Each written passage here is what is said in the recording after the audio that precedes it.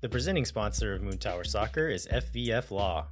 To find out what makes FVF a different kind of injury law firm, you can visit fvf.law.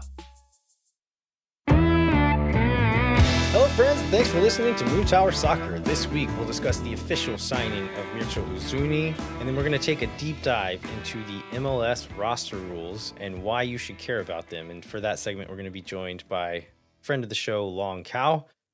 My name is Landon Cottom, and I'm joined as always by Mr. Jeremiah Bentley. Hey everybody, I'm Jeremiah Bentley, and I think that we should start this week off by talking about Austin FC merchandise. As you noted, I am wearing the Elias Sanchez training top that he wore and I immediately fell in love with, and Lincoln Rose pointed me to a discount code on the Adidas website, so I'm now nice and cozy in that. Super comfortable. Highly encourage people to buy it. Looking forward to all this new stuff that's coming out. But then another thing that we've teased for weeks is this is the jersey, and we ended up getting another weird unintentional leak of the Austin FC kit that seems kind of in line with what we've seen so far, and also in line with the fact that I think everybody sees like this flat replica version of the first jersey and hates it, and then we get like the authentic looking one and people have a different opinion on it. Yeah, that was a point that I was going to make. We've had this on the show notes, but every show keeps being so packed that we're like, oh, we can talk about the jersey a different week. And so we keep pushing it. And finally we got this like quote unquote higher quality leak. And had we talked about another show, I was going to say like, okay, this looks like the replica kit. And I know in years past, that has often been the first thing to leak. And normally I did not like how the replicas looked. And in some of the cases, ended up really liking how the authentic one looked. And so I was kind of wondering if this was going to be the case here, because I think the general opinion of the first leak was negative. Like most people did not like it. How did you feel about the original leak as compared to this newer leak? And then what do you think kind of the general consensus is on it? So I felt like agreed with the original consensus. Like it seemed like a very boring kit. The greens, I guess this is the thing that we should have known better. Like the greens did not seem to match together, which you would think like professional designers would pick complementary colors of each other, and it does not look like that on the whatever photograph version of the replica kit we got too, right? Because we've seen our own merchandise when somebody put it under weird lighting and it looked terrible, and then in the real world it looked fine. On the one that we saw, which was randomly leaked by a Austin food blogger and then deleted, I mean, I like it. I like the way that those greens combine together, and they look pretty sharp. I like the notion of it being called the Blues Clues kit because I watched a lot of Blues Clues when was it Steve that wore the shirt with the two green stripes? Yeah. My kids watched a lot of Blues Clues, but I'm a fan. I will definitely above the barcode kit, and one that I will not be ashamed to run out and buy once it becomes available. Yeah, this was, I was thinking this was going to be another barcode kit for me. And what I mean by that is I think probably the authentic one will look good on the pitch, but I might not buy it. But with this new leak, I'm like, actually, this is pretty cool. And I might actually buy this one, depending on the fit. Some of the fits of the last couple of years have been really strange. And so as long as it fits normally, I will probably buy this jersey, which is a big leap up from what that original leak was giving me.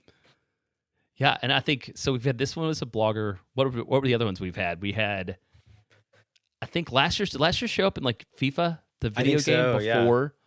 And then we had one of the original ones ended up getting leaked by Adidas themselves. Yeah, the very first, like the OG striped kit. I remember I was about to go to bed and like checked my phone thinking like, what if Adidas accidentally pushed this through at midnight? And I checked the Adidas website at like 12:01 and it was there. And so it's just Adidas not caring enough about MLS to worry about these time restraints on the jersey releases. All right, well, let's get into our top story of the week. It's been one of our top stories for maybe 3 weeks straight now, so I don't think we need to spend a ton of time on it. Is Mircea Uzuni finally signs as a designated player for Austin FC. The announcement came out on Friday, January 24th. My favorite part of this is that they listed him as a forward/winger. Yes. Because there was this debate. I don't know if this means the debate is settled. I don't know if this means that they refuse to take a side. But I love the fact that he's listed in the image and in the release itself is available playing center forward or as a winger. I think it's just you talk about like as a PR professional dissecting these press releases and finding the points where like this was not an accident. There's intentional language in parts of this press release, and that feels like one of the intentional parts. The club is not ignorant of the questions that people had about it, and so by listing him as that, I think it's saying like, yeah, he's both. Deal with it. And I think on that vein, another quote from Uzuni, which, as we know, these probably was written by a PR person on the team, that it seems like a little bit of a shot, maybe, or a little fan service to the most recent outgoing player. The quote says, "I can tell Austin fans I will do everything in my power to score goals and help the team push forward toward achieving our objectives. I'm coming here to break records," which I feel like is a bold statement and very much a shot as at the outgoing Sebastian Driussi. Yeah, it's just watching this guy play, kind of the intensity and hunger you see on the field paired with this quote. Like, I really like that, and I think a lot of other fans did too. I'll quote Kevin Trahan, who I think has submitted questions to the show in the past, but I saw him post something like, "I'm hoping Uzuni can be a weirdo who just scores a bunch of goals and does nothing else." Like, a lot of teams have that guy, and Austin never has. I agree with Kevin that like Uzuni seems like he's going to be that guy, just scores goals, and that's what he lives for. And I hope to see him break those records he's saying he wants to. Yeah, that would be great. So I think the other details we got is he's on a, was it 3+1? So he's going to be guaranteed through the end of 2027 with an option for 2028. He will wear the number 10, which has recently become available. You talked about all the goals he scored in Spain for both in La Liga and La Liga 2. And I knew that he was sort of in the Albanian national team picture, but he's made 38 appearances to date. So he's a fairly regular contributor to the Albanian national team. Yeah, and we didn't really talk that much about his background before either, but he played for a few Albanian clubs. First kind of step up was playing in Croatia for a year or two, and then signed with Hungarian club Ferencváros, who they're like, if you watch Champions League, you know that name. Like, you've seen Ferencváros play in group stages of Champions League, and Uzuni did that. He's played several appearances in Champions League qualifying and group stage, and then Europa League. Like, he has that European experience, and then performing with Ferencváros is what got him that move to Granada in Spain. And so, again, a little bit like we talked about Sabovic, a late bloomer in kind of breaking out into the scene and making waves in Europe. And he is like, do you think we should be concerned about a 3-year contract for a 29-year-old, or is that something we shouldn't really think about? I mean, I haven't looked too much into like there's old 29-year-olds and young 29-year-olds. Like, sort of given where he started and played and sort of his development, I don't know how much wear and tear he has on him. Like Giassi Sardes played a lot at a young age and then hit the age wall very hard. It doesn't seem like Uzuni necessarily has the same profile just based upon his career path. Yeah. And either way, like, a guy of this profile, I mean, it goes both ways. A guy of this profile probably isn't taking a contract shorter than 3 years, but if you're going to pay $12 million for a guy, I think you probably also don't want to give a contract less than 3 years, because you want to get your money's worth out of that. Yeah, for sure. And I mean, it's still he's 31 at the end of the third year. This is not it's not crazy. This is the option year. It's not crazy. You'd written this note about a long medical. So can we get it out? It's like multi-day in Madrid. Is that right? We're getting reports out of Spain that he was in Madrid for a medical, and then they're like, oh, it's going to take until tomorrow. And then we got reports that day that it was going to take another day. Like, have you ever seen anything like that? I've never seen a report. Maybe it happens and it just doesn't get reported, but this was being reported as like a multi-day medical. Have you ever seen that before? Yeah, this seems strange, and I don't know what you could be doing that would take that long. So no, that was a bit of an oddity to the whole deal. Yeah, another thing we've kept cutting from the show is there's reports out of Spain also that he's afraid to fly. Oh yeah, That's right. Did you find a YouTube video or something that we didn't get into last week This is about that? I saw Julian Devereaux post this in Los Verdes Slack, but it was a uh clips from the TV show The A Team, which I think I saw it on like what was the Nick at Night or whatever, TV Land, one of those things that Oh, showed right. like old TV shows. I've seen The A Team as a kid, and so I kind of liked that show. But it's Mr. T playing a character named B.A. Baracus for you youngsters, but he was afraid to fly in that show. And one of the main ways they got to all their missions they were completing was flying. And so Julian posted this like super cut of all the times they tricked Mr. T into flying on the show. And it mainly consisted of blunt force trauma to the head and hiding sleeping pills inside of a hamburger.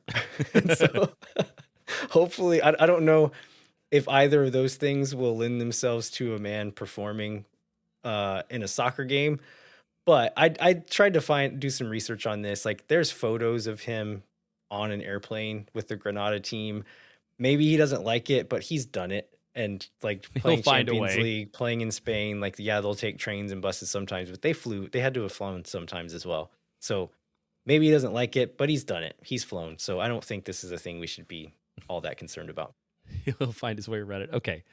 I think let's talk about the other contract news that we got, and that was the Jean Kolmanich extension. This one came out, was it the same day? It came out last week. I don't remember exactly when last week. So Thursday, the day before, he signs for one additional year, so now guaranteed through the end of 2026 with an option for 2027. 24 years old, made 73 appearances for the Verde and Black, recording 9 assists. But more importantly, he just got a contract extension in April of last year. He's got one last year. So why? I guess that's my question to you. I don't understand it. The one last year was confusing because he didn't play that much, did not seem like a core member of this team. And this was a Rodolfo Borrell extension last year.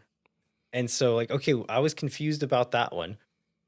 And infinitely more confused about, like, okay, now you're giving him another extension? Like, as far as like on-field merit, I do not understand why this is happening. So my theory, and this is plausible because we're going to get into weird MLS roster rules, and this kind of plays into that. But one plausible theory is that his budget charge is such that if they give him an additional year, they can stretch out his amortized transfer fee and all that stuff across another guaranteed year. And it makes his budget charge lower for this year, which then maybe opens up space to make one more signing that they did not have before. And that's why they did it. That is the only thing I can think of as to why you would extend a guy who doesn't play that much, has not played much since his last extension, and give him another extension a handful of months later. Yeah, there's another quote in here from Burrell. It says, "We feel Jean provides us a unique profile of fullback when we compared him to the others we got." But he doesn't go into actually what? It's just like unique. Like, in what way? Just leave that to your imagination. But it's a unique profile of fullback. Well, let's talk about preseason before we talk too long, which we all know we shouldn't do. So Austin had 2 preseason games this week. 1-0 loss to the New England Revolution. Got to see our buddy Maxi Urruti hugging players and we only saw, I think, footage from the New England Revolution, which one of the clips was Maxi Urruti hitting the post, which is a familiar sight for Austin FC fans. But yeah, we didn't get much out of Austin. I think this one ended 1-0 in favor of New England. We got a when playing it out of the back goes wrong moment in this clip from Austin FC. Yeah, anything else to say about that? I think we can get into overall takes, but let's talk about the Charleston Battery friendly. Sure. So the Charleston Battery win, then we see at Austin 3-0 win. We get 2 Brendan Vasquez goals. Yeah, his second goal was just a volley off cross from Bukhari. Was pretty cool. Yeah.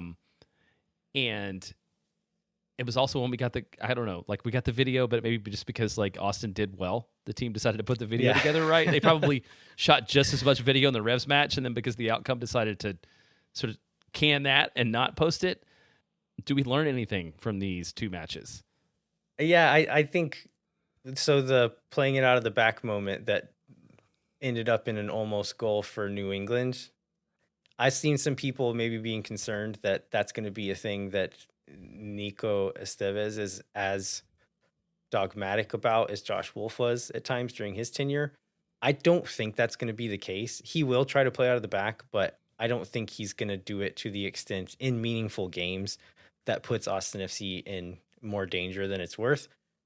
But I could see a reality where in a preseason game like this, he's going to say, yeah, be a bit more risky in this game when it doesn't matter. That way, when it does matter, you have the option. You'll be more comfortable under pressure if you want to be risky, but if you don't feel like it, boot it long. So I don't think we should read too much into that. The other thing, I mean, again, we shouldn't read too much into Brandon Vasquez bullying USL guys to score a banger of a goal, but it's encouraging to see, because like, how many guys have we had that bullied USL guys in the past? Because we've played friendlies and other competitions against USL teams, and I will say, like, on the whole, we've usually been better than those teams, but I don't think we've had many players that would just like strike fear into their hearts, and it kind of seemed like Vasquez was doing that in this game, which I like to see. Yeah, I agree. It's one of those things where you can't read a lot into it happening, but it's way better to have it happen than not happen, right? It's exactly no downside to him doing that. Oh, I think the only other thing we have to talk about is Dubersarsky is in town, spotted at the Domain, which is seems to be a favorite among players for Austin FC. But yeah, good to see that he's in town and is probably training now. Yeah, exactly. Yeah, good to have him here. I know there was a little bit of question, maybe just because of the international position when he would get here, whether he'd be part of the team. But yeah, he's here. He's experiencing the best culture that North Central Austin, pretending to be Dallas, can offer. Yeah, so still waiting on Sabovic and Uzuni to get to town, right? But everyone else is here. Is that right? That's right. Yeah. Okay. So yeah, good spot. Still pretty early. Hopefully those other guys can get here soon. All right, let's Jeremiah, do you want to transition us into what the rest of the show is going to be, like literally the rest of the show? Yeah, the rest of the show, we set it up off the top, but one of the things that we hear from people from time to time is really wanting to understand MLS roster rules and really how they apply to Austin and how it affects the team and affects what we can do and can't do. And there's a lot of misconceptions out there, which is fine. Like, it's a very unique thing. Understandable, right? Right. Right. Yeah, totally. It's unique and different and weird, but we have a lot of people that want to know more. And so we felt like now, when Austin is mostly done with the offseason business and has used a lot of these mechanisms to fill out this roster, and moves that may or may not come in the future are sort of are restricted by like the positions available, that now is going to be a good time to have this conversation about roster construction and salaries and budget charges and all those things. Yeah, and we don't like to be prescriptive about how people should be fans of soccer.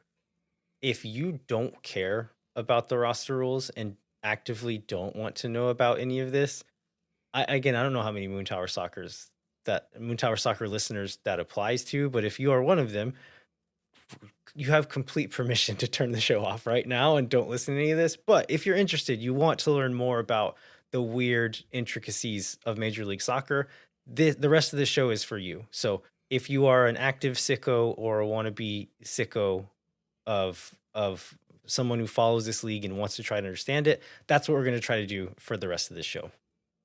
And we're going to try to keep it as high level as possible so that it's accessible to like a sicko adjacent person and not a total sicko. Yeah, we're tempted to call it MLS Roster Rules 101, but you kind of can't start at 101 with MLS. Like the lowest level is 201 at the very least.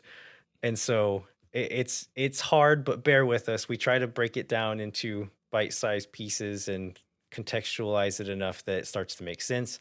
Hopefully we achieve that. But yeah, if you're interested in learning, hang tight and we'll be right back with that. When no one is around.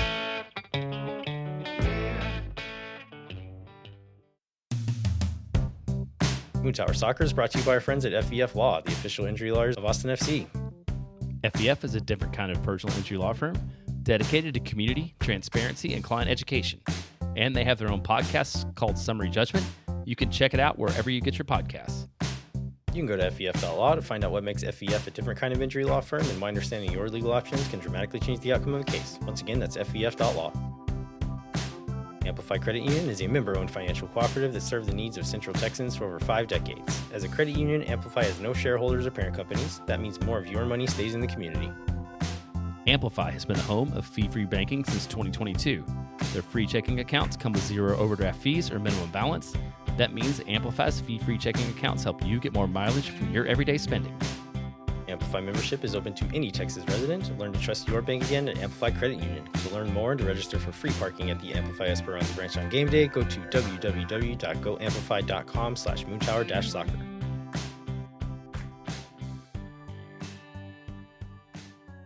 All right, all you nasty freaks, we're back to talk about MLS roster rules. MLS roster rules can often seem nonsensical, when in reality, a lot of them are quite logical, but are also quite complicated. So today we're going to try to demystify some of the core concepts like GAM, TAM, budget, charges, all kinds of other stuff. We cannot guarantee that you're going to be an expert on all of this by the end of this show, but hopefully you'll be able to read a press release about a trade without your eyes glazing over, or maybe impress your friends by explaining why Mikael Dessler's contract is so good for Austin FC, or why Osman Bukhari has to be a designated player even though he only makes $1 million. Today we're going to be joined by a friend of the show, Long Cao. He will be acting as our technical advisor. Long, thanks so much for being here. Hello, friends. We chose Long because he's kind of become my go-to for whenever I'm trying to figure out a rule or like what something means within MLS. I figured out you could go and read the collective bargaining agreement, and then I don't know, did I infect you with this disease, Long, or is this a thing you already did on your own? Maybe you did, but I was gonna find myself there anyways, truthfully. You've told me stories about your wife walking in on you and you reacting as if you were like DMing a high school girlfriend on Facebook when actually you're just reading the MLS collective bargaining agreement. I figured that story would come up. I've told it one too many times. Yeah. This one time was just, it was, I don't know, 9 or 10 o'clock at night. I was just on my laptop and reading stuff, and my wife walks by, and I kind of turned it away for a second because I was like, I didn't want to explain what I was doing because it's just really unusual and weird, but I was actually just reading the CBA like late at night with a drink in my hand. It would have been easier if I was doing something else and just like explain that. It's porn. It's porn. Yeah, don't worry. But yeah, Long has A, just an interest in stuff like this, but B, a good mind for it as well, and is able to read through it and understand it and explain it to others. So we figured it would be good to have someone else on the show to keep us in check and kind of make sure we're being nerdy enough at times. So Long, thanks for being here. Let's start off by like explaining why this structure exists. Long, Jeremiah, do you want to take a crack at like why is MLS so complicated? Well, I'll start this with a story. So my son's just gotten into Football Manager. And one of the guys he plays, one of the guys that he plays, so he's a gamer. One of the guys he plays games with is he got this guy's Scottish, and the Scottish guy, I was telling him 2 days ago, he's like I love this game. I play every league in the world. Like the league I hate the most in the entire world is Major League Soccer because there's like TAM and GAM and DPs and budget charges and all these weird rules, and like I don't understand how it works. And I feel like that's like sort of the perfect context for, what is it that makes this league unique? And I mean, honestly, like on the face of it, for me, the biggest thing is that it's what has allowed this league to survive, and it's this single entity structure is what has led to its still being in existence. And it's also a lot of the reasons why when you look at those things from Sportico or wherever, when they look at club valuations, like MLS clubs are among the most valuable clubs in the world because there's this very definitive structure that basically nobody can go broke in the system, and they can still all be competitive. Yeah, I always like to tell people that when looking at MLS roster rules, if you can put it in the context of like this rule exists for one of two reasons, or maybe both of these reasons, and one of which is what Jeremiah just said, the financial stability, being able to predict costs year over year and keep the club, or sorry, to keep the league healthy and financially stable. And then the other side of that coin, which is often the same thing, is to keep really cheap owners from getting outspent by ambitious owners. And both of those things can be true, but the latter is the reason why, even though valuations have gone up, a lot of MLS teams are breaking even and in the black and making profits on these teams, that they're still not loosening up the spending, because there's a lot of this old guard of ownership that got used to not spending money on these teams, and their valuations still going up and up and up.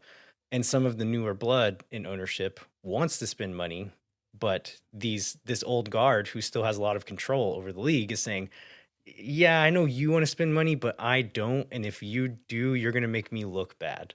So let's not do that. Yes, some of those owners just want to sit on the clubs as an asset. They don't really want to spend more. They just want to do just enough to survive, really. Right. And with the playoff structure the way it is, like they can make the playoffs and they can like make their money in the stadium, and I mean they can do that often. No relegation, so there's no threat of like your asset becoming less valuable, really. So yeah, there's not a lot of incentive for those folks to be more ambitious, which it seems like is a thing that's slowly changing, maybe not as quickly as we'd like to, but yeah, all that said, like those things that we just explained, if you think about any rule within that context, they start to make more sense. Is there any other contextualizing or housekeeping we should do before we jump in, or are we ready to go? No, I like the way that Jeremiah put it. To kind of zoom out, it feels like these rules are structured for financial parity and competitive parity. You hear this a lot in a lot of American sports. Kind of the way I sometimes think about MLS roster rules, it's really complicated, right? But if you look at the NBA, it's also really complicated and also designed to enforce these kind of structures where you have financial parity, you have competitive parity, and it makes for an interesting competitive landscape. All right, Jeremiah, you're going to kind of play host and keep us on task today. So you want to get us started? Oh, wait, I'm about to try to keep us on task today. I don't want to commit to that up front that I'm going to actually be able to do that. So, I mean, we're going to start with sort of the most basic concepts because these are going to build upon themselves. And we'll highlight the things that we want to make sure that folks know before we go on to the next topic, just to make sure that that it all makes sense in the context of the whole thing. So, question one is just like, let's talk about how the roster is constructed. So there's 20 senior roster spots, up to 10 supplemental spots. And do you want to add anything to that before we get into the budget charge? But that's basically what it comes into in terms of who's available on every match day. Yeah, I would just say like the supplemental spots do not count towards the salary budget. And so we're mostly going to be focusing on those 20 senior roster spots today. We'll talk a little bit about supplemental spots later, but today let's pretend we're only talking about these 20 senior roster spots. And all you like proper sicko nerds listening who do know a lot of this stuff, we're probably not going to get as granular at times as you would like us to, but kind of the goal of this is to, we've had people who listen to the show a lot and are like, I still don't actually get any of this, and like no shame to any of these people, because like we said, this is complicated and weird, and you probably shouldn't understand it, honestly. But no, don't listen to Landon. You want to understand this. No, but you can be a sicko like me too. If you're interested in learning, that's what this is for. So let's keep it simple. We're focused on these 20 senior roster spots for the most part today. Okay, with that, then let's go into concept one, is just the total salary budget. Can you kick us off with that one, Landon? What is that? Yeah, so this is, conceptually speaking, similar to salary caps in other American sports. So this is the total amount of salary you're able to spend on your 20 senior roster spot players. The salary budget increases from season to season over the current CBA, collective bargaining agreement. We're probably going to say CBA quite a few times, so just know collective bargaining agreement. In 2025, so this season, the salary budget that each team gets is $5,950,000. that number probably sounds low because you're thinking there's individual players who make more than that amount, right? And you're absolutely right. That's not the actual cap. That's kind of the base cap. And there's a lot of mechanisms that allow you to spend over this amount, which is most of what we're going to be talking about today, is those exceptions to how much you're allowed to spend over this salary budget. But every team starts with this same base salary budget that is the soft salary cap that then you can use these other mechanisms to spend more if you want to. Yep. And to put that in perspective, if you were to take $5,950,000 and average that over 20 senior roster slots, that's only about 300K. When I say only, that's pretty like low in terms of the global soccer market.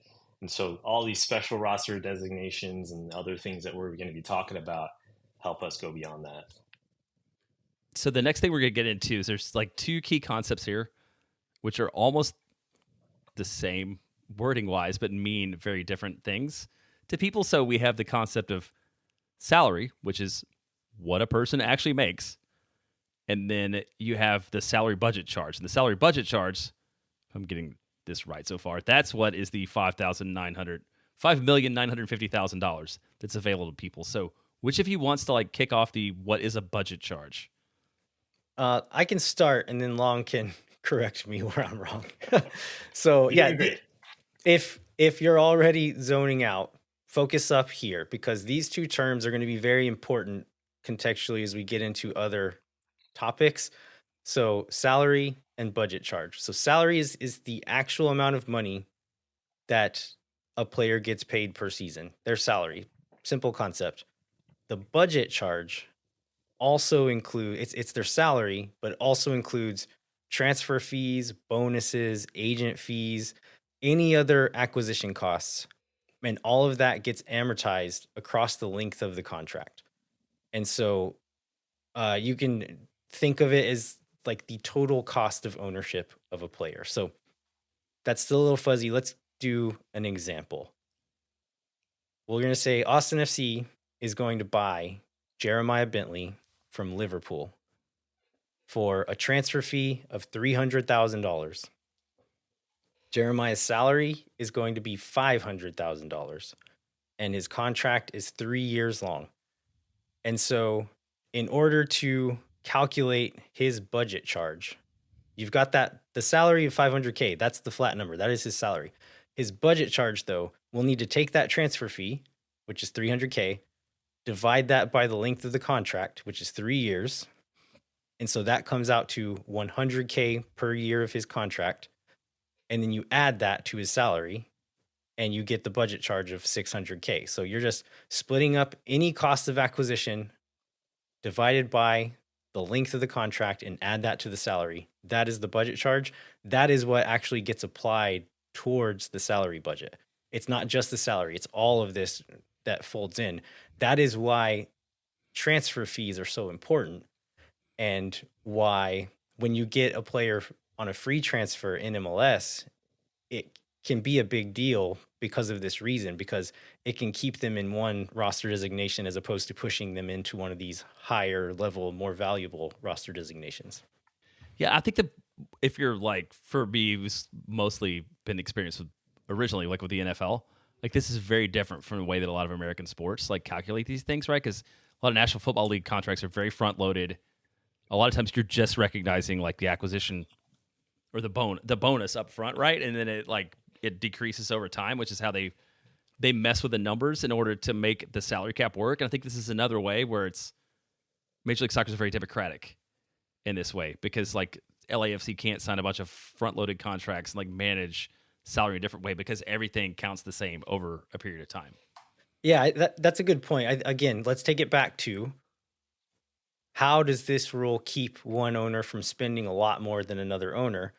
And so you could fudge the numbers and say like, okay, we're going to pay an enormous transfer fee so that then this player gets a cut of the transfer fee from his former club, and then the salary is actually quite low, or we're spreading it out across many, many years. Like you can't game it that way. You can't front load it. You can't do any of that. It's going to be split across the whole contract.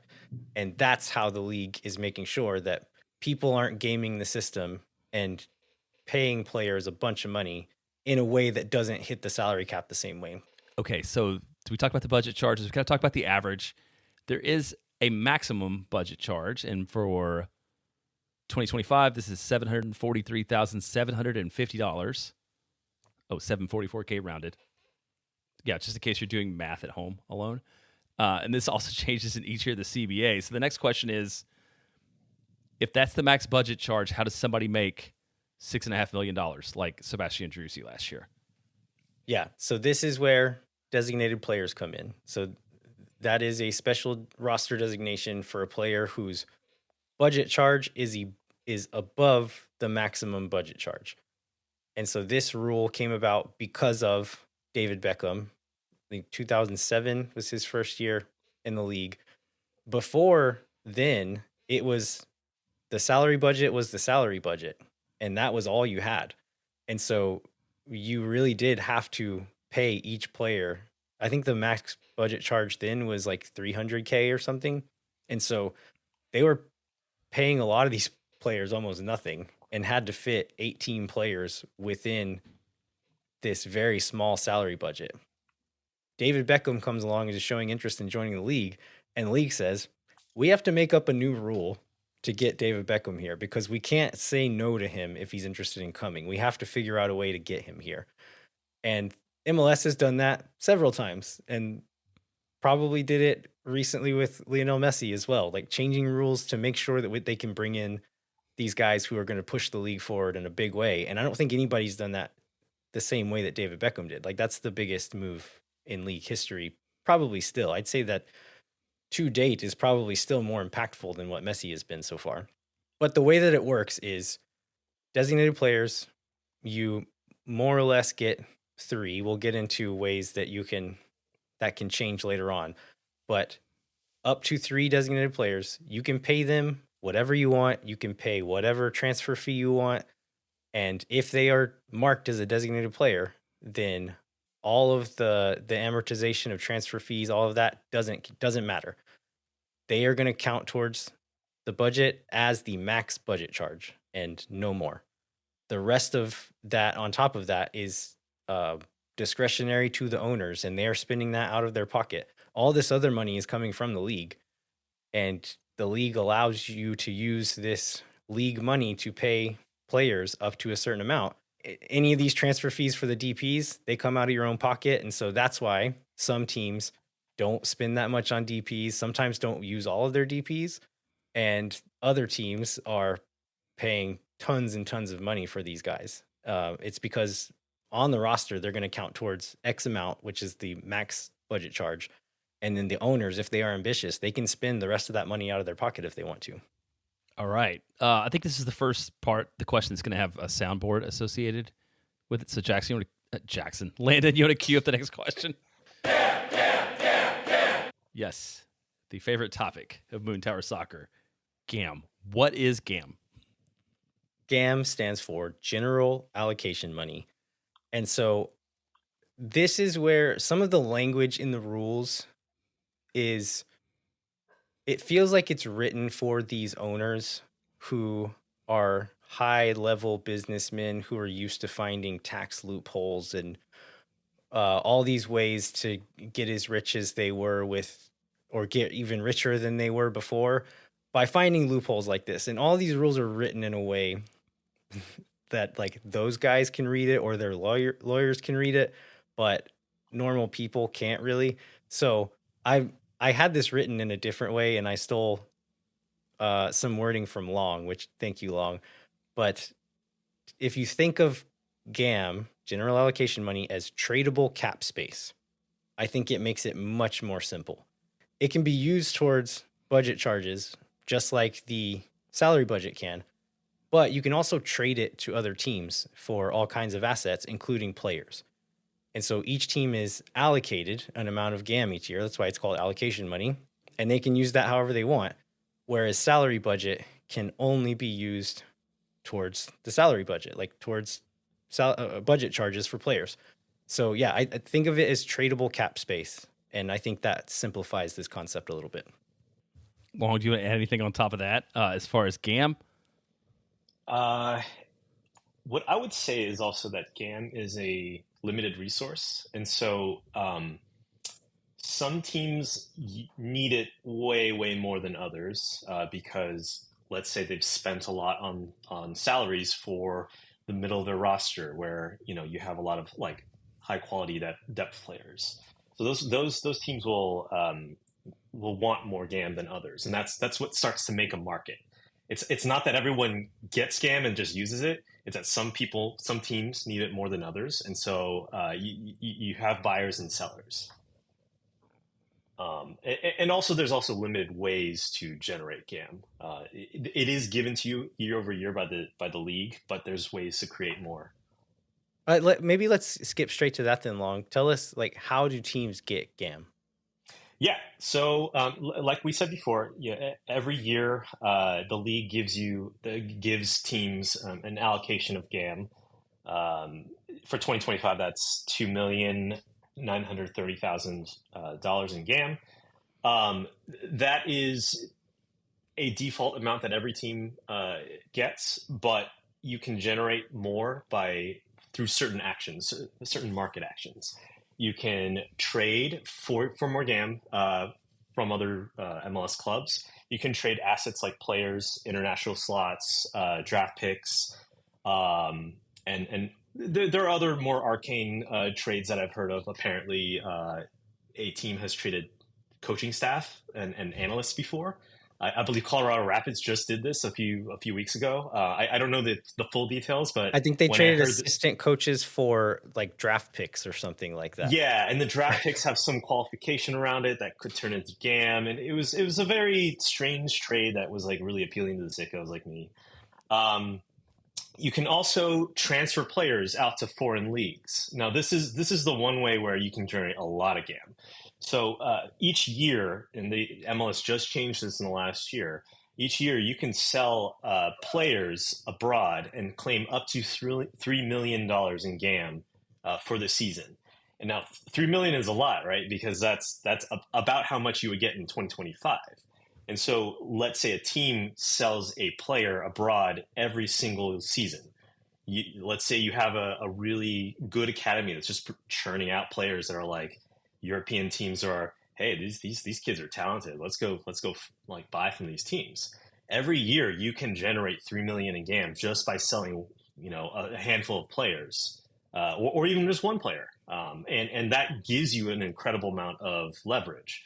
$3 million in GAM can pay for quite a bit of depth, or sometimes transfer fees, or you can trade it for other things that you see you want in MLS. Yeah, that's a good point. And talking about GAM and just MLS spending in general, I hear it referred to a lot as monopoly money, and which is a fun way to refer to it. But I think a more accurate way to refer to it is like gift cards that can only be used on specific things. It's leaked back to gift cards because it's real money. Yeah, because these players cash checks in American dollars. It represents real money. But it's given to you by the league, and you can only spend it in the way that the league tells you can spend it. And so you can use it towards your salary budget. You can trade it to other teams for their players or for draft picks or for whatever you want. But then when they get it, they can only use it on the things that gift card is good for. So I think that's another good way to think about GAM as well. I would regret not mentioning one of my favorite ways that teams can get additional GAM is buried in the CBA in Section 1022 is teams get $250K in GAM for missing the playoffs. So, guess which team has gotten $250 in GAM for missing the playoffs the last 2 seasons? It's all part of the plan. Yeah, and then to get back at that, so then they flipped at least half of that to acquire the San Jose Earthquakes spot in the waiver order to get Brendan Vasquez, and then also wasn't there a discovery rights move too that Austin did? That's another way. That's another thing you could trade GAM for. It was like discovery rights. What is Sapovich? Is that right? Yeah, I think so. Maybe we paid NYC for discovery rights. We're not going to get into waiver orders or discovery rights today, No. but just know that is one of the things you can use GAM on, is to pay players or pay other teams for the right to buy a player. Yeah, it's more or less like the currency that greases the wheels of the league. So there's lots of these little esoteric mechanisms that are just like, it's fueled by GAM for reasons.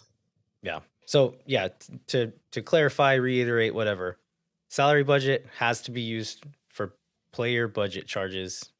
GAM can be used towards that or traded for other assets. Landon, do we want to talk about what buying down budget charges means? I am torn here because I feel like that is some of the lingo that makes all of this more complicated and confusing than it needs to be. Do you want to take a crack at what buying down means? Oh man, yeah, I actually had a hard time writing out something that would feel cogent, that wouldn't confuse the hell out of people. Is an example better?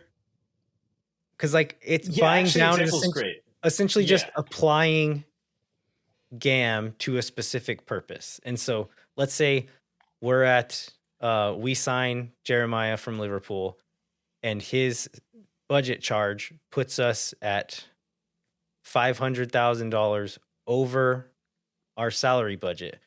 We can use 500K of our GAM that we have to quote unquote buy down Jeremiah's salary to put us under the max salary budget.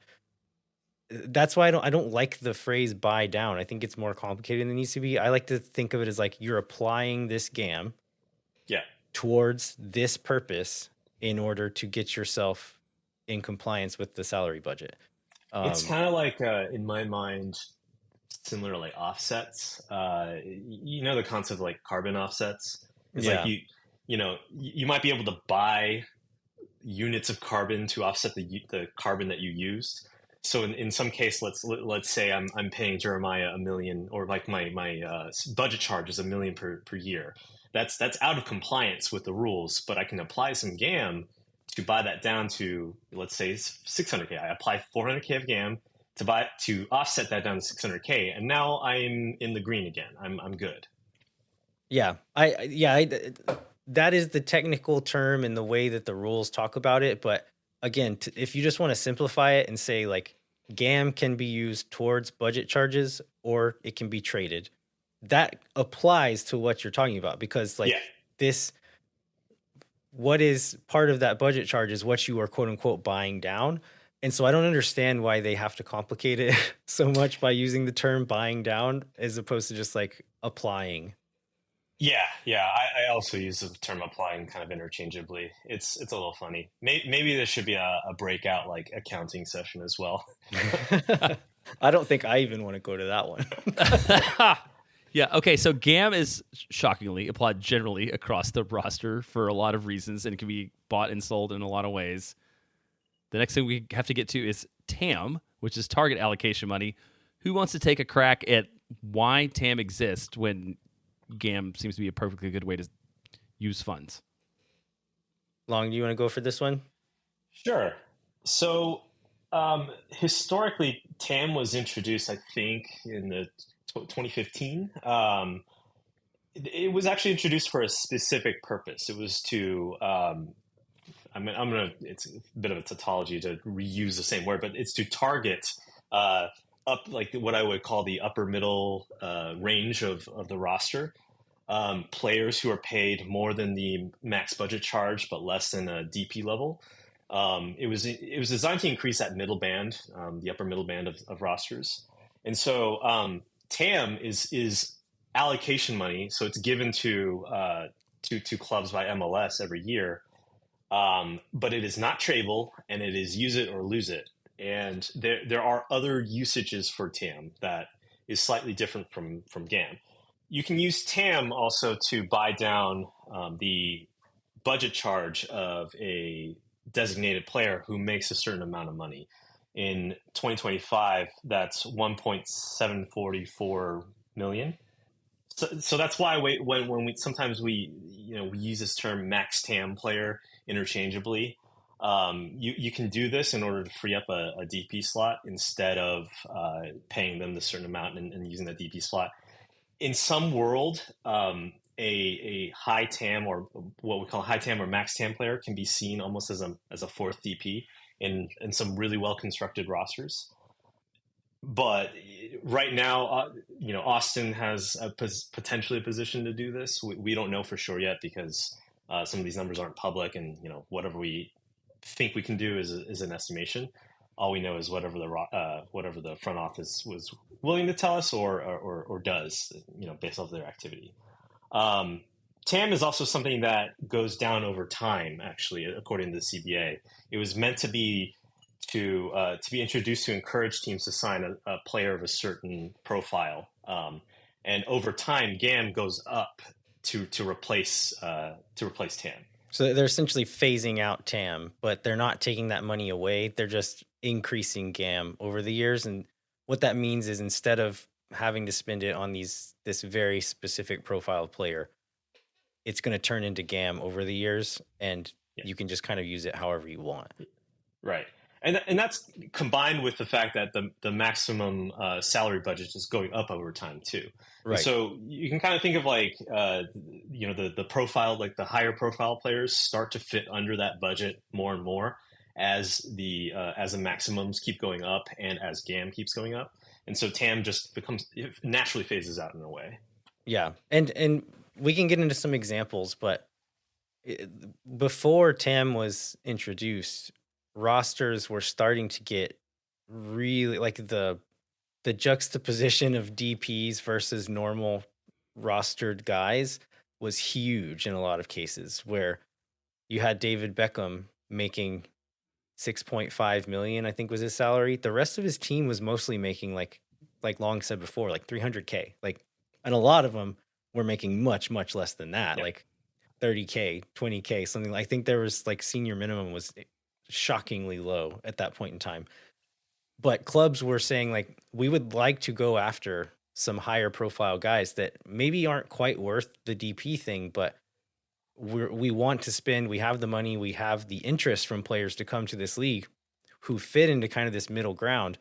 But that type of player, you can't, like, if you're going to spend a transfer fee on them, their salary plus the transfer fee, that bumps up their budget charge to where you can't fit them in the rules of the time. So that's why this was included, is like, okay, this like Long said, this middle tier of guys, the middle of the roster, where they're maybe not quite DP, but they're higher profile and more expensive than the guys that we can fit on the rest of the roster.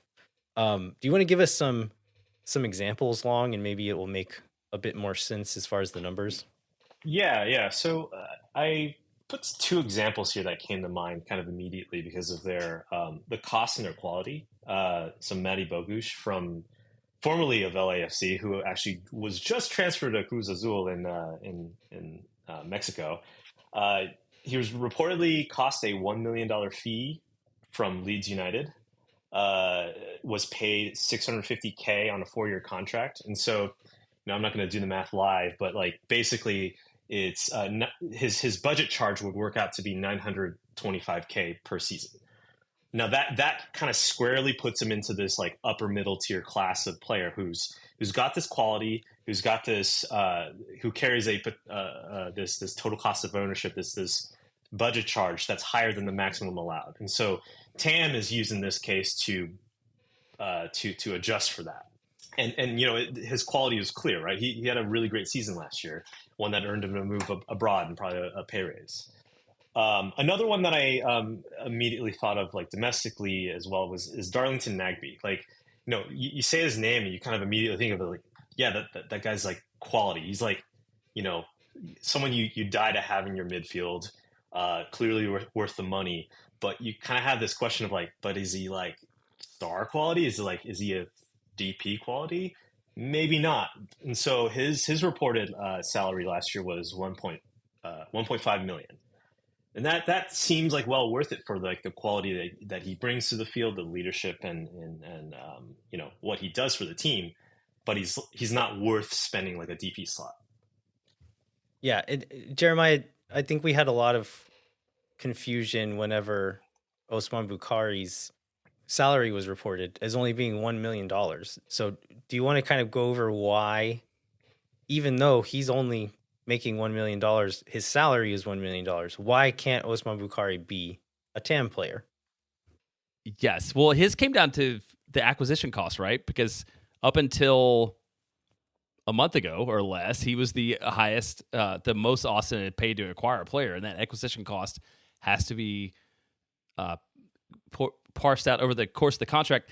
And the other thing that we talked about, or y'all talked about earlier, was there's agent fees too, which is factored into here, which we don't always know. But between that, just the amount that Austin paid for the transfer fee makes it where it's a lot more than the salary that matters. And I think that's also what made Rigoni not a tammable player, if I remember right, too, because his acquisition costs were so high. Even though he wasn't making a ton of money, he couldn't be anything other than a DP.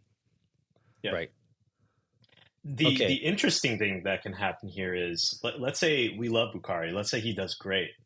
Let's say he wants to stay here, and after his 3 guaranteed seasons, three guaranteed years on his contract, we re-sign him to a new one.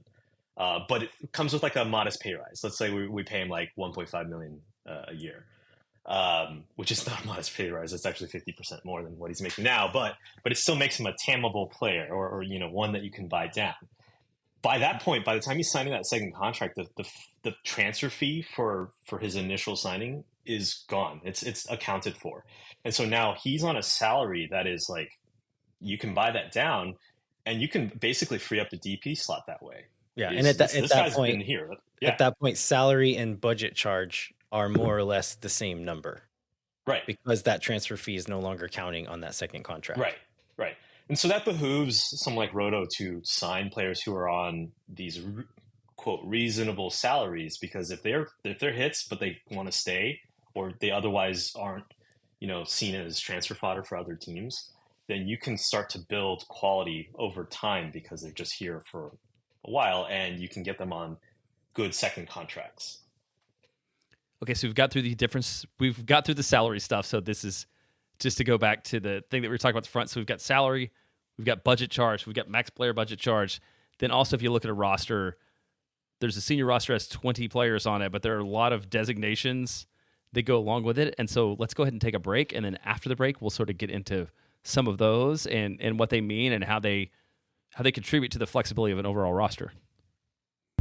Moon Tower Soccer is brought to you by Sage Wilson Realty. The Sage Wilson team is made up of Austin experts who are client-focused and have over 30 years of combined real estate experience. If you're someone you know or in need of Sage Real Estate advice in Austin, talk to our friends at Sage Wilson Realty. Be sure to check them out online at sagewilson.com. Our premier sponsor is McGuire Woods Consulting, helping clients in the public affairs space from lobbying at the local, statewide, and federal levels to digital and communications campaigns across the country. McGuire Woods Consulting has offices in 10 MLS cities and is proud to support Moon Tower Soccer and Austin FC's 2025 March to the Playoffs. Contact our friends at McGuire Woods Consulting at mwcllc.com for more information.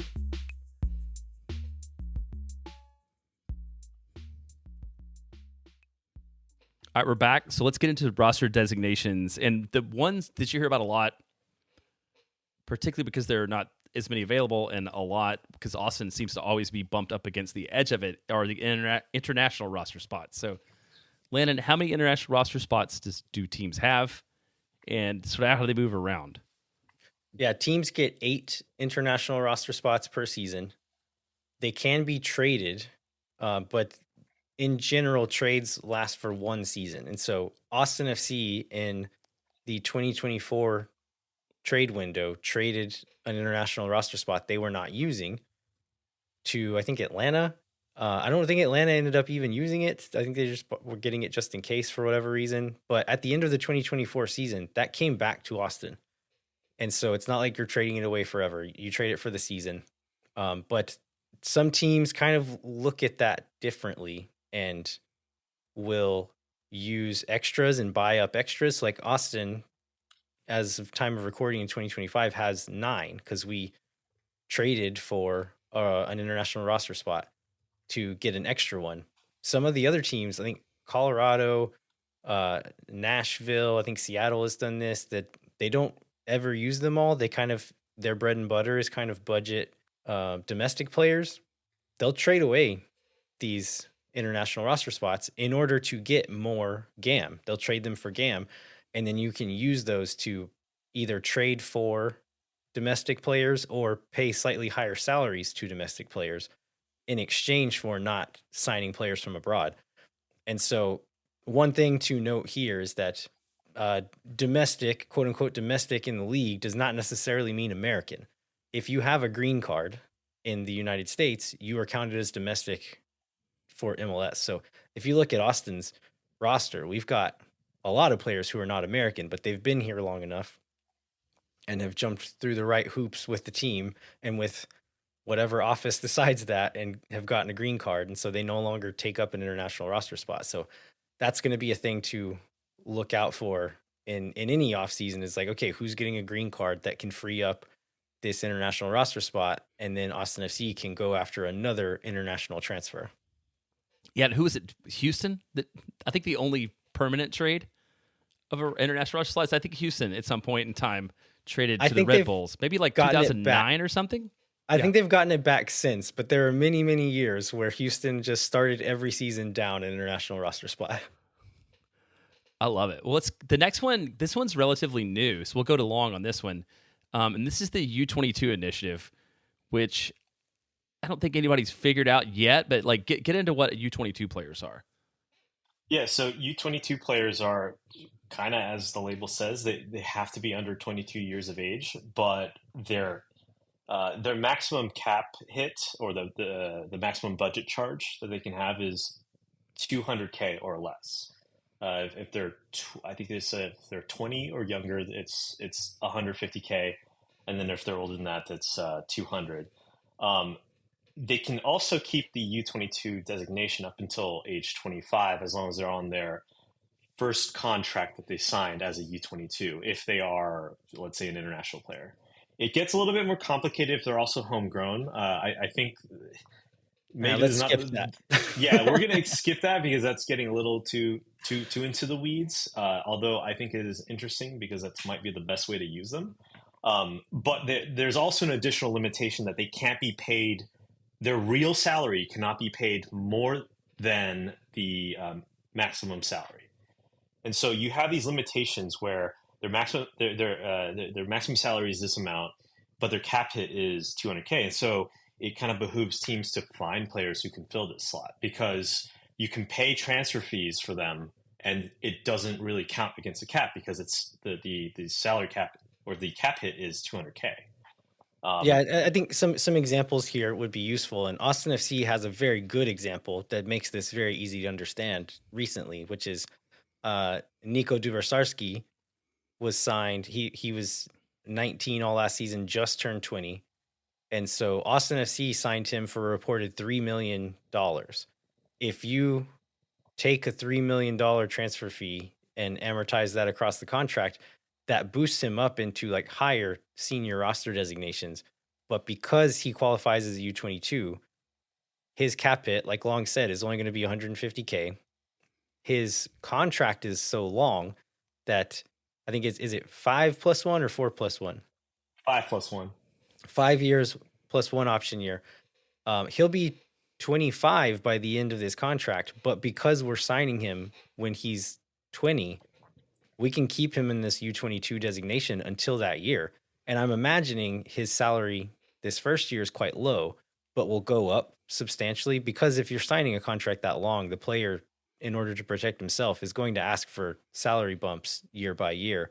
But because he's U22, he's going to count $150K towards the cap, regardless of transfer fee, regardless of salary.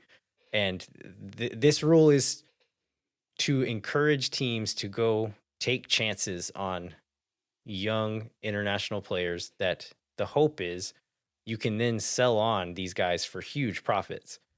Whereas if you're paying, like before the U22 rule, if you're paying that kind of transfer fee, you're then using up TAM spots, using up DP spots on guys who are often, like, this rule's been around long enough now where a lot of these guys are not playing regular minutes, are not huge contributors to their team.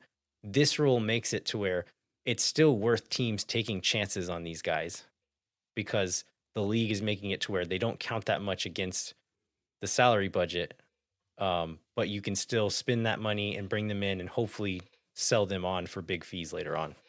Yeah, and it doesn't even have to be international players too. That is a very common path, but one that I could name that is a really concrete example is like really really good academy players who are just like, this guy is just going to go places. We got to lock him in onto the U22 contract to keep his cap hit under 2K, but give him the money that he deserves and look to sell him on. My example of this is Cole Bassett from Colorado Rapids. I was going to ask if you had a name because Yeah. I couldn't think of any.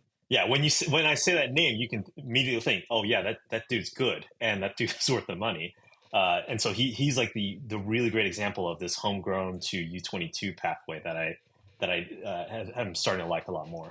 And I think the reason you don't see more of that is because a lot of homegrowns aren't going to demand a high salary, and you can pay them essentially the minimum. And so it's like not worth using the U22. Yeah. And then the other side, like the second most common thing is this guy wants to go abroad. Like he's too good to be in MLS, wants to go to Europe. And so you're going to sell him instead of signing him to this other contract. But there are some guys like Cole Bassett that could fall into that category where they're too valuable to keep on a minimum contract, but maybe aren't quite ready. Or I think Cole Bassett went to Europe for a bit and came back. And you can sign them to that kind of like middle ground contract under this U22 initiative. Yeah, I think we've covered most of the senior spots in the roster. Before we get another couple designations, Long talked about U22s kind of being like DPs, except for the hit, just in terms of how you can acquire them, what they count. So there's this other thing, which I don't think we want to spend a lot of time on. Like teams every year get to select whether they're going to have 3 DPs and 3 U22s or 2 DPs, 4 U22s, and $2 million in GAM, and they get 2 points a year when they can make those elections. Do y'all want to add anything on that, or are you ready to move on to the supplemental? I think, let's just maybe explain it super briefly. So, yeah, you can pick 3 DPs or 3 U22s, which from now on we'll be calling them 3-3 or 2-4-2. So 3-3 is 3 DPs, 3 U22s. 2-4-2 is 2 DPs up to 4 U22s. And then if you go that route, you get an additional $2 million in GAM. Austin FC is going the 3-3 route this year. I think there are some teams doing 2-4-2. Austin did the 2-4-2 route for the back half of the season last year. But I think that was kind of an accounting move. In general, like the winning move, like the ambitious move is to do 3-3. Bring in as many DPs as you're allowed to. That's the sure bet, because I kind of mentioned this before, but U22s have not borne out to be a high success rate move. Most of them at best are like role players on the team. Some of them end up being really, really good. Some of them have been sold for lots and lots of money, but in general, it's not a high hit rate kind of thing. And so if you're an ambitious club who's trying to win now, the 3-3 route is the way to go. And that's what Austin FC is doing in 2025. Landon, didn't Michael Bartlemy publish something about doing an analysis of the impact of U22s, and it more or less kind of looked like they didn't have much more of an edge than your most regular senior players. Yeah. I'll try to remember to link that in the show notes to Michael's research. But I think it still showed, like Michael's research showed, that this is still a worthwhile endeavor to have some amount of them, because the ones that have hit big. And so if you spend the money on 6, 7, 8, 9, 10, and 9 of them don't work, but 1 does, the return on that investment, if you can sell 1 of them really big, or 1 of them plays a bunch of minutes for you, it ends up being worth it in the long run because of this rule. And if this rule wasn't here and they counted the same as any other player, it probably wouldn't be worth it. And teams would stop trying. They wouldn't be going after players like this. All right, let's go on to the 21st to 30th spots on the roster. So this is a supplemental. These players don't affect the salary budget. I think this is Landon. You wrote this note. Useful for building out depth, but don't expect every one of these to be starting impactful players. Burrell does not seem to place a lot of value in these. Like Austin left a lot of spots open last year and may leave a lot of open spots this year, but maybe get into the profile of the types of players that we end up seeing in these spots. Yeah, this often ends up being like draft picks is one of the primary things. So like Austin FC had 2 draft picks this year. If they get signed to a first team deal, they will definitely be supplemental spots.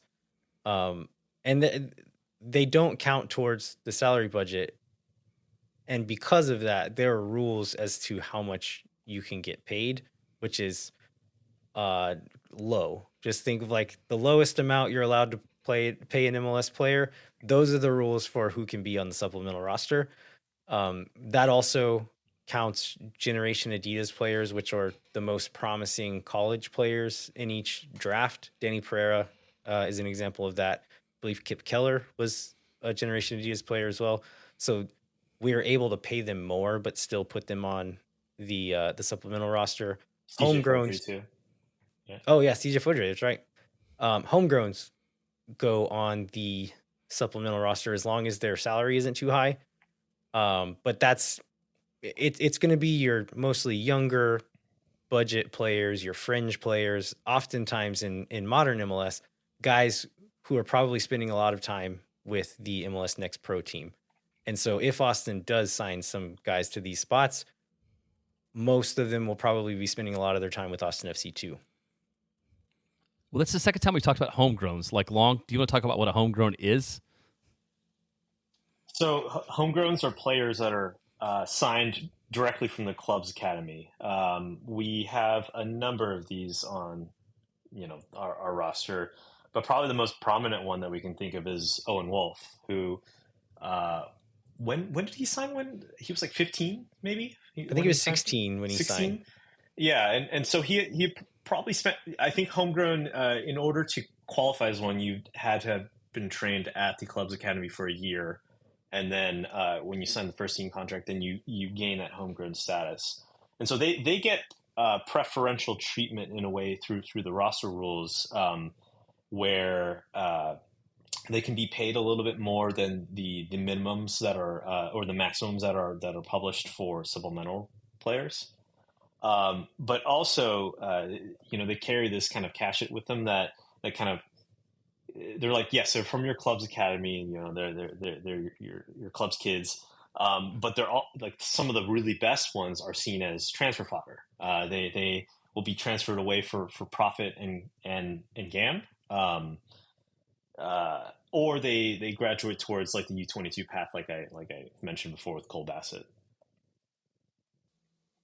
So one of the things that MLS is good at is changing the roster rules every year, and sometimes, actually maybe more often than not, multiple times during the year. Like, for example, the 3-3 or 2-4-2, I think that came up sort of like mid-season last year. So we just got the 2025 changes. We'll go through a few of them quickly so we save some time for the one that's probably the most interesting. So the first one is teams are now allowed 2 buyouts per season. This was one that was rumored to take place maybe last year. Did not happen last year, is happening for the first time this year. What this means practically for Austin is Austin bought out Giassi Zardes. Austin still has a buyout available to them. Another one is that GAM now has no expiration date.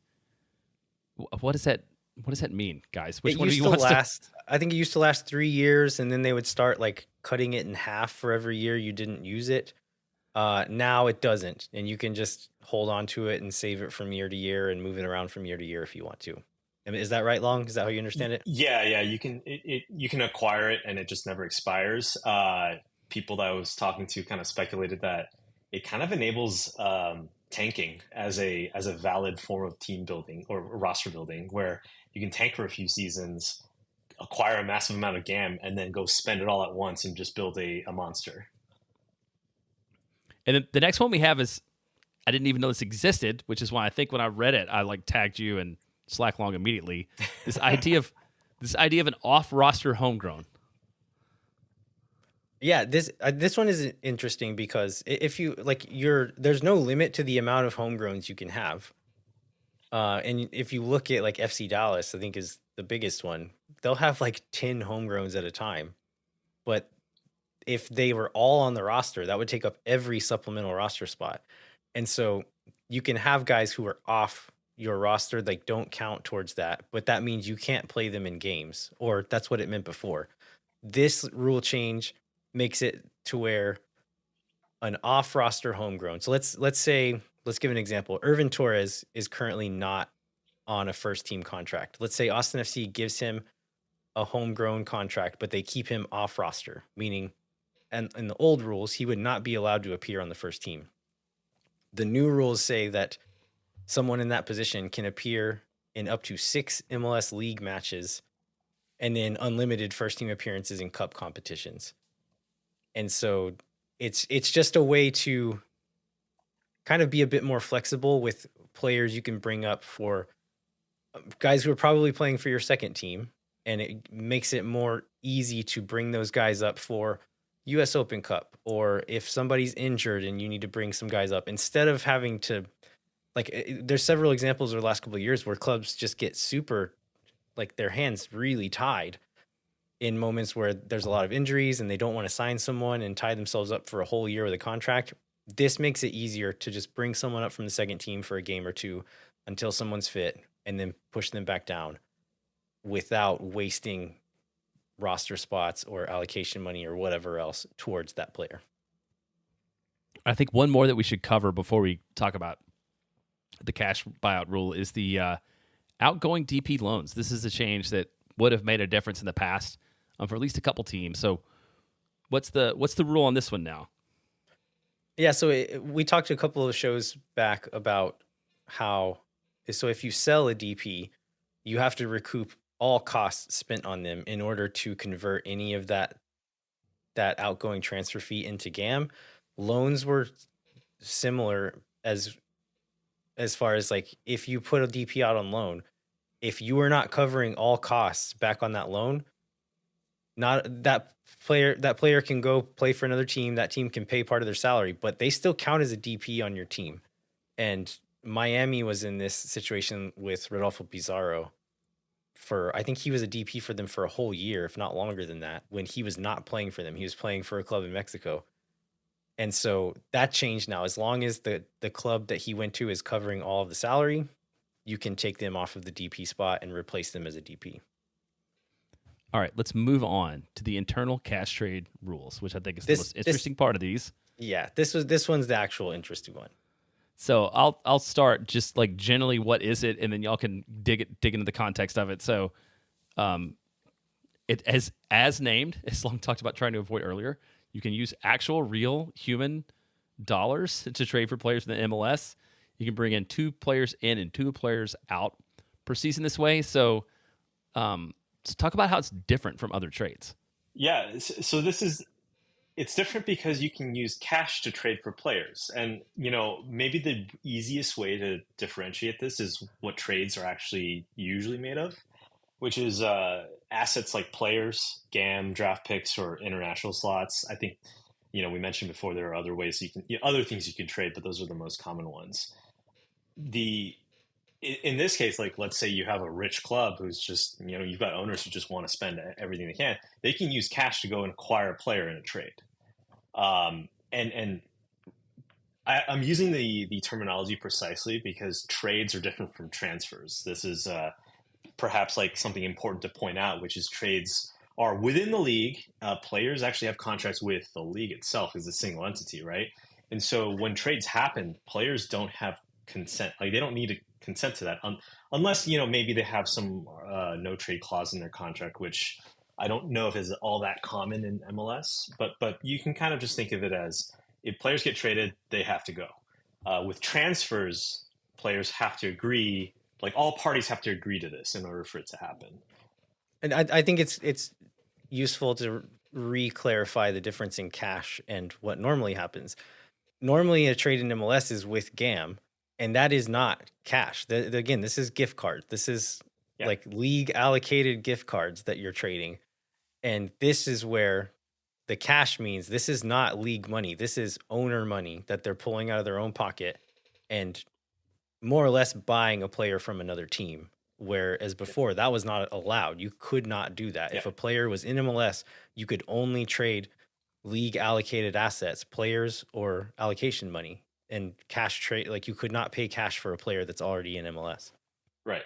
And this is exciting because it basically opens a new trade route for teams that are constrained otherwise. So let's say I'm a team like Austin, and I think I've used all my GAM, I've used all my TAM. Well, actually, TAM's not tradable, but I've used basically every avenue I have to maximize my roster. But now I have the ability to trade cash for players. And if I don't have any other assets I want to trade, like let's say I don't want to trade away any of our favorite players or slots that we actually do need, like international slots, then I could go and say, hey, I'm going to spend $10 million on a player and trade with another team in MLS to acquire that player. Yeah, and I think this one is to say like moves that wouldn't have been or were not possible in the old rules that have happened in recent years. And I think a really good example is Chicho Arango. He was playing at LAFC. They were trying to get rid of him. I think he would have been open to staying in the league, but no team had enough league allocated assets to be able to afford him for his market price. And so a team would have had to trade, let's say a team had 3 million in GAM. Like that's not like he's worth more than that. And then that would have been all that team had. And so most teams don't have that much. So you're throwing all of your allocation money and probably players at a guy that's not worth it to either side in most cases. This makes it to where we brought up the case of the example of Evander a couple of shows back, where Evander and Lucho Acosta are potentially going to be the first guys where this is used on in MLS. And guys like that, there is not enough league allocated assets to be able to afford those guys at even a discounted market rate. And now it is possible for guys like that to move within the league because owners can just pay cash out of their pockets instead of using the allocated assets. Yeah. And one thing we didn't mention here earlier that is actually kind of an important thing is the cash involved in a cash trade gets rolled into their budget charge. So it's kind of treated as a transfer fee in terms of the total cost of ownership that we talked about earlier.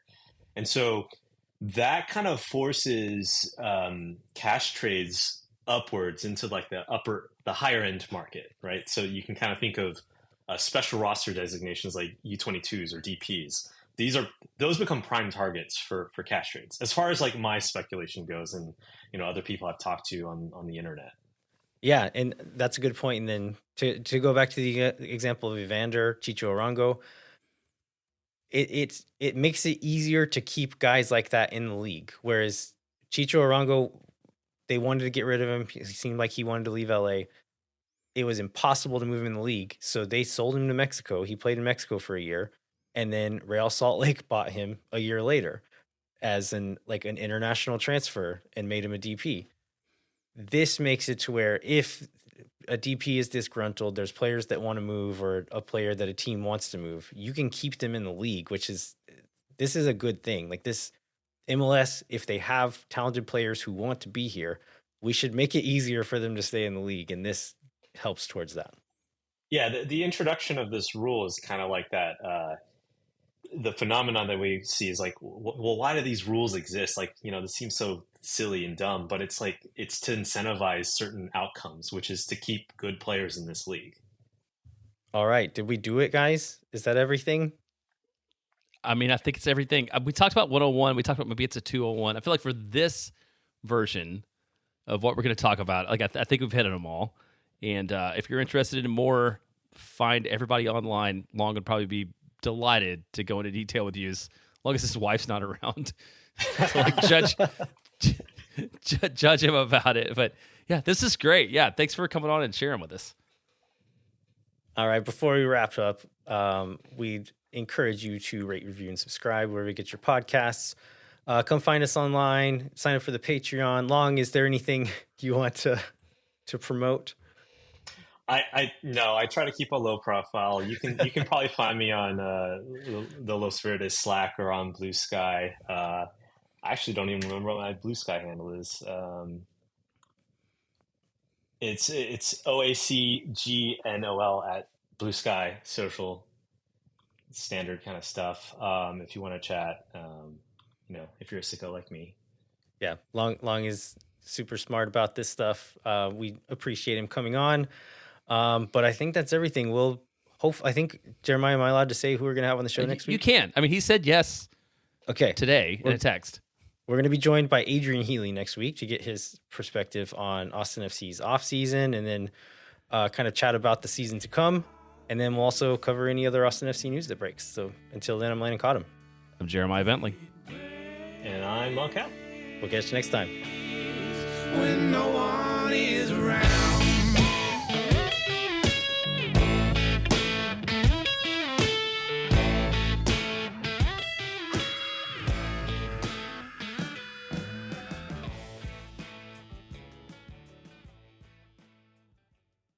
Think for nothing, you never. La gente Oh my God.